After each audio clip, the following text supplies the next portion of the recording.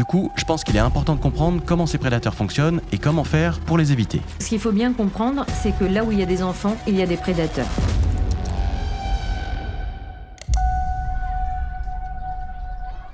Aujourd'hui, aucun parent laisserait son enfant de 14 ans dans un square avec plusieurs adultes inconnus autour de lui.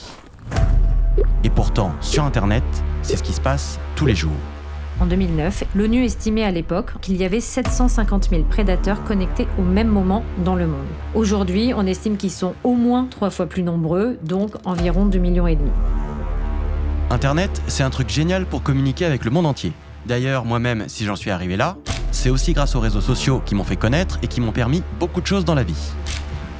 Mais derrière, on oublie un peu trop vite que ça rend aussi accessible tout le monde, dont les plus jeunes d'entre nous. Et en faisant des recherches pour le documentaire, j'ai découvert qu'il existait carrément des communautés de prédateurs, avec leurs techniques pour approcher des mineurs, des tutos pour pas se faire attraper, et même des jeux entre eux pour s'échanger des photos. Toute nouvelle image d'enfants violés mise sur le réseau, les membres d'un site internet gagnaient des étoiles et la possibilité d'aller encore plus loin dans l'ignoble, comme un jeu. Une autre des raisons qui a ralenti l'enquête et qui a fait que ça a duré plusieurs mois à chaque nouvelle procédure, ça a été de vérifier si le prédateur appartient à un réseau.